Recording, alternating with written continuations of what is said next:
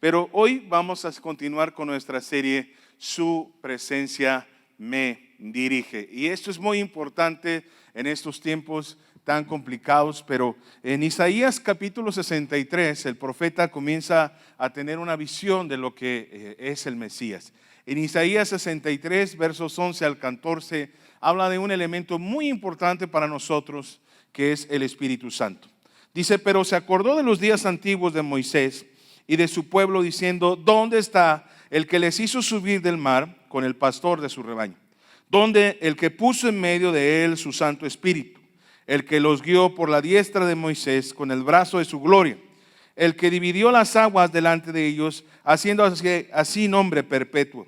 El que los condujo por los abismos como un caballo por el desierto sin que tropezaran. El Espíritu de Jehová los pastoreó como a una bestia que desciende al valle. Así pastoreaste a tu pueblo para hacerle nombre glorioso.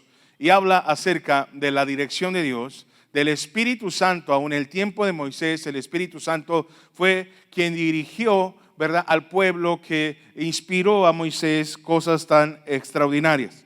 Por eso es muy importante que en estos tiempos de incertidumbre, de noticias que a veces unas a favor, otras en contra, situaciones que a veces no estamos muy seguros de lo que pasa, pero en la palabra y en la presencia de Dios podemos encontrar la correcta dirección y la paz para nuestros corazones, para la ruta de la perfecta voluntad de Dios. Y es ahí la importancia que en estos tiempos finales la iglesia necesite, reconozca y adopte la guianza del Espíritu Santo. El Espíritu Santo, que lo hemos visto a lo largo de la historia en la palabra del Señor, se ha encontrado y nos ha dado dirección. Y ahora el Espíritu Santo sobre nosotros es una realidad. Es un consolador, que nos revela, que está entre nosotros, que habita en nuestros corazones y ahora nos da convicción de pecado y es muy fácil, ¿verdad?, poder ser dirigidos por el Señor. Y es muy importante pues que tengamos la presencia de Dios para que la presencia de Dios pueda dirigirnos. Así que vamos a orar. Señor, te damos gracias por tu palabra. Gracias por este tiempo. Guarda la vida del pastor que está ministrando en Manzanillo y el equipo que está con él. Te pedimos, Señor Jesús, que tu palabra, tu Espíritu pueda dirigirnos hacia un mejor lugar, hacia tu perfecta voluntad, en el nombre poderoso de Jesús. Sin embargo, hoy, amados, ante la incertidumbre, es muy importante, como les decía, ser dirigidos por la presencia de Dios. Ahora, hablar de ser dirigidos, pudiéramos decir que es muy sencillo porque tomamos un domicilio. Hoy es muy fácil cuando queremos manejar, utilizar una aplicación, buscamos esa aplicación y nos da el domicilio para llegar a cierto lado.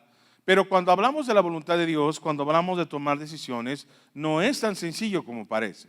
Porque pareciera que yo tengo controles de mis decisiones, pareciera que yo tengo el control de las cosas, pero a veces nos vamos a sorprender que no es así. El ser humano ha sido diseñado por Dios en un paquete de 3 partes. Estamos conformados de cuerpo, estamos conformados de alma, en donde están nuestras emociones, donde está nuestra manera de pensar, y estamos diseñados por una tercera parte que es nuestro espíritu. Entonces, de esa manera podemos amar a Dios con toda nuestra mente, con todo nuestro corazón, ¿verdad?, con todas nuestras fuerzas. Porque somos tripartitas, hemos sido diseñados a imagen de Dios. Él es 3 partes. Sin embargo, también nosotros de alguna manera representamos eso en nuestro cuerpo, nuestra alma y nuestro espíritu. Y cuando nosotros no tenemos revelación, cuando no hemos sido formados en la palabra y no vivimos una vida equilibrada en su formación, una de esas 3 partes nos puede hacer una mala pasada. Y la primera parte que tenemos que entender en estos tiempos tan complicados es que su presencia nos dirige cuando le entregamos al Señor una de las partes más complicadas, que es nuestro cuerpo. En nuestro cuerpo, amados, se encuentran nuestras necesidades físicas, las más elementales, desde respirar, comer, ¿verdad?, y para poder subsistir. Sin embargo, hoy en día, en estos tiempos complicados, la iglesia no tiene cuidado de su cuerpo. Y cuando no tenemos cuidado de nuestro cuerpo, nos guste o no, Nuestro cuerpo puede darnos la ruta de las decisiones que nosotros tomamos. Por ejemplo, de maneras drásticas, un alcohólico, un drogadicto, aunque pueda venir a la iglesia, aunque tenga licenciatura, aunque tenga una buena formación, si tiene una adicción, pues su adicción, el cuerpo le va a determinar qué hacer con su vida, qué hacer con su dinero, qué hacer con su familia. Esa necesidad lo va a obligar a hacer cosas que no quería. Incluso cuando platicamos con personas que han sido adictas, escuchamos terribles relatos de gente que golpeó a sus padres, que mató a su madre, que golpeó a sus hermanos a causa de la adicción. Porque todos nos platican cosas muy lindas de la adicción, pero no nos dicen la verdadera cara de la adicción. Y la adicción, el cuerpo pues suele nos puede obligar a que el cuerpo tome las decisiones más importantes de nuestra vida. Ahora, muchos creyentes dirán, bueno hermano, yo no tomo, yo no fumo, yo no tomo drogas. Entonces es muy probable que mi cuerpo no tome decisiones por mí. Pero hay tres elementos que están sucediendo en pleno siglo XXI y que la iglesia está padeciendo, en donde la carnalidad de la iglesia está tomando las decisiones y no su presencia. Número uno es que el mal del siglo XXI es el exceso de actividades. Tenemos muchas cosas que hacer. Tenemos muchas cosas que hacer. Mucho que lavar, mucho que hacer, mucho trabajo. Y cuando vemos la agenda, nuestro cuidado personal, nuestro cuidado familiar, nuestro cuidado del matrimonio, nuestro cuidado de los hijos, pues pasa a segundo término. La verdad es que la agenda tiene la prioridad de que nosotros hagamos. Llámese ministerio, llámese trabajo, llámese empresa, llámese lo que se llame. Porque a veces son empresarios y es increíble también cómo es que uno dice voy a poner un negocio para ser dueño de mi tiempo y la realidad es que no es así. Mientras que trabajabas 8 horas y luego vendías por fuera y trabajabas otras 2 para salir adelante, pues ya como empresario trabajas 23 horas.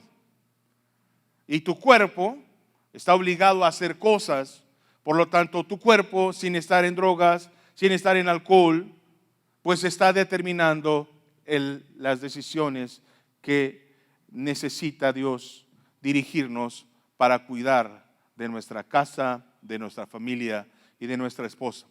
Y a veces cuando yo ministro empresarios, pareciera que hubiera sido una maldición tener una empresa, porque no vives, no duermes, no concilias el sueño, porque los sueldos, porque los impuestos, porque se tiene que abrir. Y cuando se vive de manera desordenada, sin una formación, entonces es tu cuerpo el que está determinando tus decisiones. Entonces no estás durmiendo bien y tienes un mal carácter. Entonces no estás teniendo una vida ordenada y tu familia es un desastre. Y uno piensa y llega a la presencia de Dios, es que tú me has abandonado, es que Satanás ha hecho un montón de cosas. Y la verdad es que Satanás ahora sí se lava las manos y yo ni siquiera te he visitado. Solito te destruyes. Solito usted hace del barajuste. Usted no me necesita. Hemos hecho bien el trabajo, usted solo se destruye.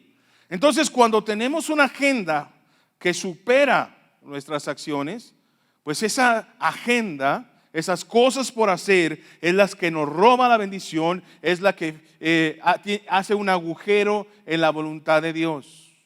¿Cuándo voy a servir al Señor? Cuando la gente se libere. He escuchado esa frase durante más de 40 años. ¿Cuándo vas a servir a Dios? Ya que tenga chance, ya que termina la facultad. ¿Cuándo vas a servir a Dios? Ya que tenga un trabajo mejor. ¿Cuándo vas a servir a Dios? Ya cuando la empresa funcione a Dios. Bien. ¿Cuándo vas a servir a Dios? Ya que pase esta crisis de enfermedad. ¿Cuándo vas a servir a Dios? Ya estoy en la presencia del Señor. Porque en las prioridades nuestras siempre hay cosas que hacer. Y un problema del siglo XXI es todo lo que tenemos que hacer. Y obviamente cuando tenemos la agenda hasta la coronilla, pues si no cuidamos la casa, si no cuidamos la familia, pues tampoco cuidamos nuestro cuerpo. Y nos guste o no, aunque seamos empresarios, cuando nuestro cuerpo falla, pues lo tenemos que atender. Y tenemos que ir al médico, y tenemos que estar en terapia intensiva, y tenemos que estar quietecitos para que nos operen, porque no cuidamos el cuerpo. Entonces la iglesia tiene una agenda muy amplia. La iglesia no cuida, no ordena las cosas que tiene que hacer. La iglesia no cuida su salud. Comemos lo que queremos, no cuidamos el azúcar que consumimos, tenemos problemas de presión alta, tenemos problemas de diabetes, tenemos problemas de muchas cosas porque no nos cuidamos.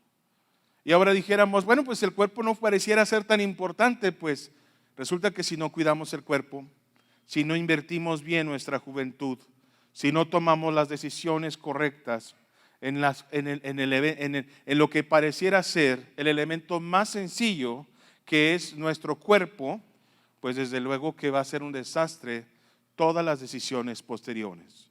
Porque cuando yo no cuidé el cuerpo a causa de los niveles tan altos de estrés, porque yo no cuidé el cuerpo a causa de que nunca tuve tiempo para comer mis alimentos como deberían de ser, como nunca cuidé mi cuerpo para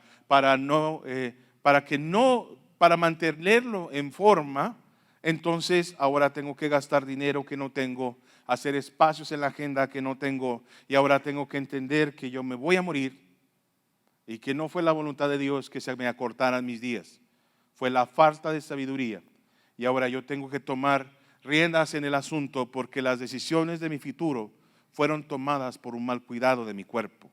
Y es muy importante que el cuerpo duerma lo que tiene que dormir, de 6 a 8 horas, que el cuerpo se ejercite, que el cuerpo coma sano. Y esos elementos tan importantes parecieran no tener mucho impacto, pero es de mucho impacto que un papá dure más tiempo, que un papá y una mamá tengan las mejores condiciones para hacer ese faro de dirección para sus hijos, y ese esposo y esa esposa que se requiere para hacer la voluntad de Dios como familia. Pero es muy importante considerarlo. Otro tercer elemento que la iglesia sufre, y cuando hablo de la iglesia no hablo solamente de Casa de Cristo, hablo de la iglesia en general, es que en el cuerpo vivimos algo hermoso que el Señor desarrolló para que el hombre pudiera disfrutar, y hablo de la sexualidad. Y es muy importante que la iglesia viva una sana sexualidad. Y cuando hablo de una sana sexualidad, no estoy hablando que los jóvenes vivan una vida libre, sin compromisos, sino que conociendo ahora los avances tecnológicos y lo fácil y alcanzable que es tener la pornografía, ¿verdad?, en un celular, y además la influencia de chistes picantes o de artistas que mencionan un estilo de vida de la sexualidad. Perdón porque traigo un poquito algo ahí, voy a tomar agua. Es muy importante tener cuidado y tener una sana sexualidad, porque la sana sexualidad no solamente es corporal,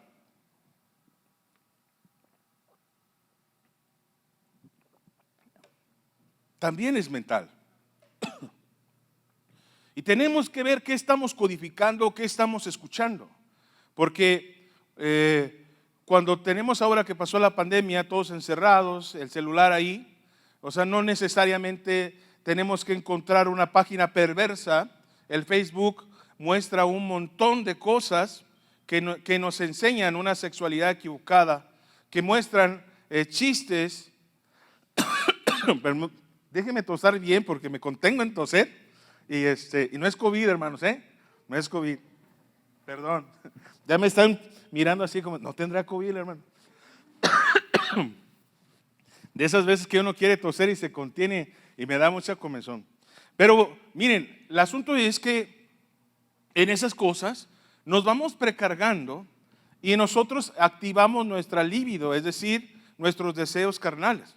Si yo soy soltero, pues hago un buen uso de mi sexualidad cuando pues no le precargo a mi mente, a mis emociones, cosas que me van a meter en un problema, porque es normal que en las edades jóvenes, pues esas hormonas que Dios puso ahí, pues se inquieten. Si yo estoy considerando los TikToks, ¿verdad?, atrevidos, los videos de Facebook atrevidos, los programas que, entonces yo debo de tener una sanidad, una responsabilidad de qué es lo que estoy viendo para que yo pueda experimentar una sexualidad sana. Entonces yo me aparto de ello porque eso me va a afectar.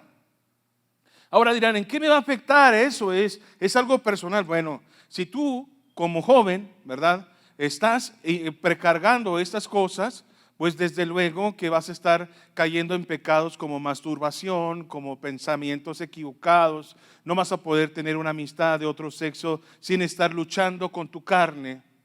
Y lo peor de todo no solamente es la pena del soporte de las pasiones de la carne, sino que cuando uno es joven, uno no tiene la claridad para poder tomar una decisión correcta con respecto a la pareja que me está frecuentando, puesto que pruebo de manera incorrecta, ¿verdad?, el sabor de la sexualidad, y entonces no sé si era la persona correcta.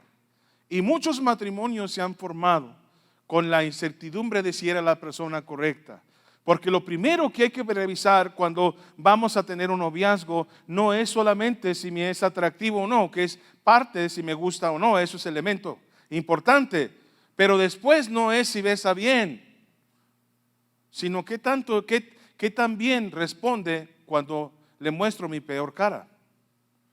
Porque el amor no solamente es sexo, el amor es que te demuestre que te ama en tu peor día. Que te demuestre que te ama aunque no estés arreglada, que te demuestre que te ama porque te respeta, que te demuestre que va a ser fiel, porque si te toca de una manera incorrecta, te está avisando que no te será fiel, porque si no le es fiel a Dios, si no se contiene ante la persona que ama, ¿cómo va a poder contenerse con otras personas? Porque la fidelidad y el guardarnos en la sexualidad no tiene el deseo de Dios atormentarnos como seres humanos, sino protegernos para que la persona que nosotros escojamos realmente me llene en la plenitud de mi intelecto, en la plenitud de mis emociones y sí, en la plenitud de mi cuerpo. Y cuando nosotros y los jóvenes y todas las que estamos frecuentando la información que Satanás a través de toda la información de las redes sociales y de lo que la gente piensa con respecto a la sexualidad se refiere, lo precargamos y entonces entendemos que belleza, la belleza la entendemos como una belleza sexualizada. Y vemos niñas de 7 años, todas sexys, porque pensamos que belleza es sexy. Una mirada sexual. Y belleza no es eso.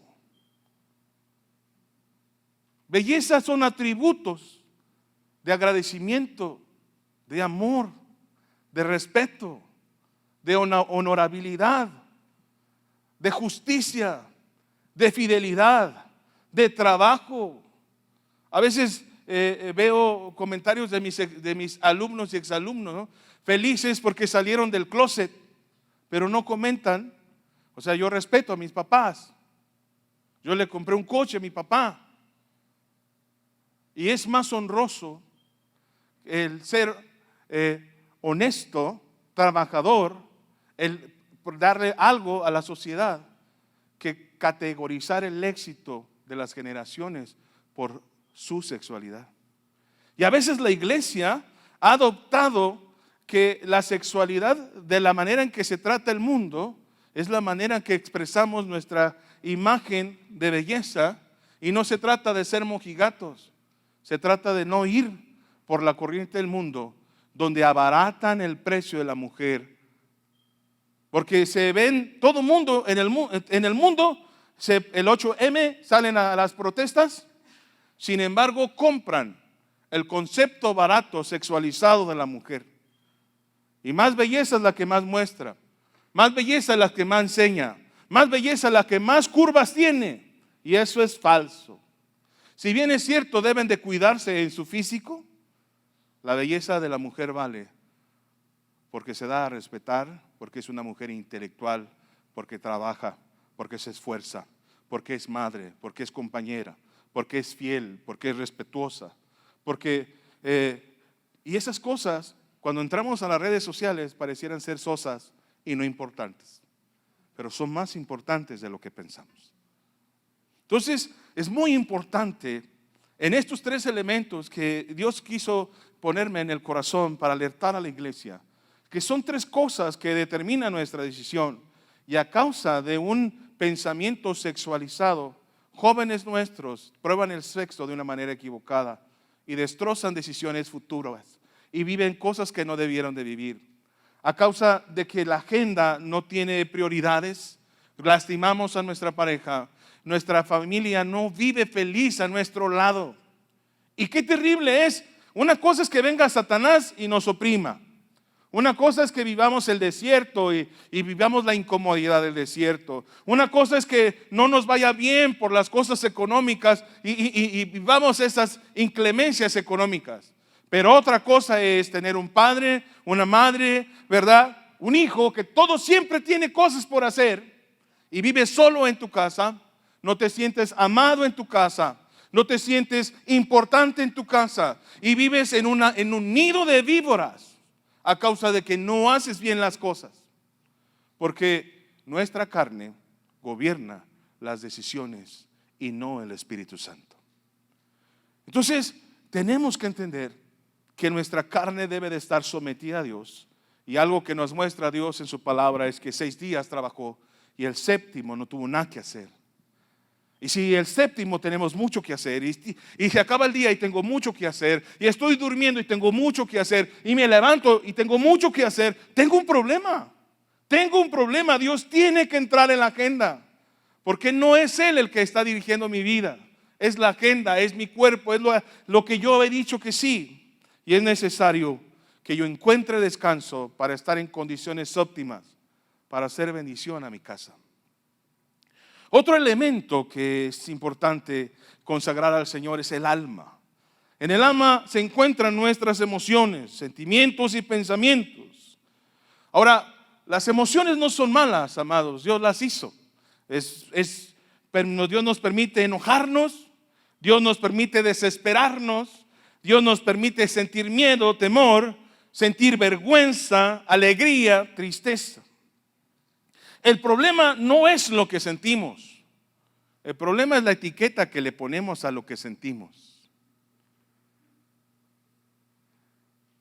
Por ejemplo, hoy puedo estar triste por alguna razón y el problema es la etiqueta que yo le pongo a esa tristeza.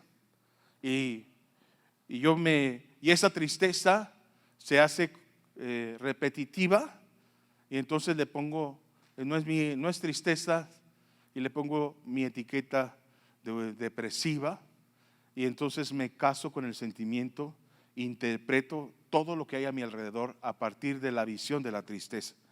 Una cosa es que yo me enoje y otra cosa es que le ponga la etiqueta de resentimiento, de rencor, de amargura. Una cosa es que tú te equivoques y yo siento lo que ustedes hacen y lo que yo hago seguramente les genera emociones. El problema está cuando le ponemos una etiqueta. ¿Y qué hacemos? No me ha hablado mi hijo, entonces yo le pongo una etiqueta, es un malagradecido. No estuvieron en mis momentos más difíciles, entonces yo pongo una etiqueta y yo le pongo ahí esos, ¿no? ¿Me explico? Entonces el problema es ahí cuando Dios no nos dirige. Tenemos que, muy importante, poner las emociones en las manos del Señor, porque las etiquetas son las que nos amargan nuestra vida. Las etiquetas de muchas cosas que hemos vivido, con razón o sin razón, nosotros somos responsables de lo que hacemos con lo que nosotros sentimos. Un matrimonio puede destrozarse si no tenemos la madurez de perdonar y pasar por alto las ofensas. Y yo tengo un montón de etiquetas de cosas que no hiciste, de palabras que no me dijiste, o de las cosas que me dijiste y me hiciste sentir, y un montón ahí clasificado que me lastima, que me duele, hasta cuando yo lo quiera soltar. Y el Señor quiere traer libertad a su pueblo, y las emociones no pueden dirigir nuestras decisiones. Por eso es muy importante que cuidemos nuestro corazón, porque cuando ponemos etiquetas reproducimos patrones de conducta que hicieron sobre nosotros, y nos quejábamos de nuestros padres, de cómo eran tan severos con nosotros. Y cuando vemos nuestras acciones, repetimos otra vez los patrones ofensivos, los patrones malos, los patrones que nos lastimaron, porque pusimos etiquetas y no fuimos a la presencia de Dios a renovar nuestro entendimiento, a renovar nuestro pensamiento. Nos perdemos en un ambiente distinto de la voluntad de Dios y creamos con nuestras etiquetas amargura, resentimiento, obscuridad, desolación a causa de los sentimientos que no le entregamos a Jesucristo. Invalidamos la manera en que Dios puede actuar y Dios nos dice perdona. No, ¿cómo va a perdonar? ¿Cómo voy a olvidar? ¿Cómo voy a actuar de esa manera? Tú estás loco, es a mí el que me lo hacen. Entonces es muy importante que nuestro corazón sea cubierto por la presencia de Dios. Y nuestra mente debe de estar sometida al Señor. Porque uno puede tener una licenciatura en teología, una maestría en teología, un doctorado en teología y estar sometido a filosofías huecas de este mundo. Cuando vemos a la Biblia, la verdad es que la palabra del Señor debe de ser una filosofía. Y no me refiero que sea una filosofía más o que no sea la verdad. Cuando es una filosofía, la filosofía es como cuando aprendes a manejar. Cuando aprendes a manejar primera vez, pues estás pensando primera y segunda y tercera. Pero ya cuando tienes algunos años ya lo haces en automático. Sabes dónde, ni siquiera piensas voy a frenar. Lo frenas porque ya sabe tu mente como que si fuera parte de tu cuerpo el instrumento del automóvil. Bueno, el evangelio debería de ser como filosofía. Sin necesidad de razonar qué tengo que hacer, me dieron un billete, me dieron un cambio de más, de manera inmediata yo regreso el cambio. Alguien hizo algo que me invita a pecar inmediatamente porque lo tengo en mi espíritu, realmente yo ya me doy vuelta, eso no es para mí, ese ambiente no es mío, yo me retiro, porque para mí ya está dentro de mis acciones el amar a Dios y las cosas que Él quiere para mí. Pero existen filosofías hoy en pleno siglo XXI tan importantes que están golpeando a la iglesia. Uno que trabaja de manera internacional, hablamos de cosas tan importantes para América Latina, por ejemplo, y hay una disminución de los jóvenes en los siguientes años. Quiere decir que América Latina en algunos 10 o 20 años, su edad será mayor, su capital humano va a envejecer, porque las nuevas generaciones no quieren tener hijos. Y hay una filosofía que se llama antinatalismo, y esa filosofía no solamente está dentro de la iglesia, está fuera de la iglesia de una manera fuerte, y las nuevas parejas no quieren tener hijos, es un estorbo. Ahora en Europa uno va a los restaurantes y hay lugares exclusivos donde no quieren ver a los niños. Hay hoteles con la misma corriente en donde yo voy a un hotel y no quiero la molestia de un niño. Y son lugares exclusivos para adultos donde no queremos un niño. No nos importan los niños. Sé que los niños son inquietos. Sé que los niños pues tienen su cualidad de descubrir la vida. Pero hay una voluntad de Dios con la humanidad. Que pobláramos la tierra. Y esa filosofía es tan fuerte que nos sentimos más buenos que Dios para liberarle a los niños la carga de no sufrir en el Apocalipsis. Sin embargo, la voluntad de Dios es que nos reproduzcamos. Cada quien toma las decisiones, pero nuestro trabajo es decirle que es una filosofía que va en contra de la voluntad de Dios.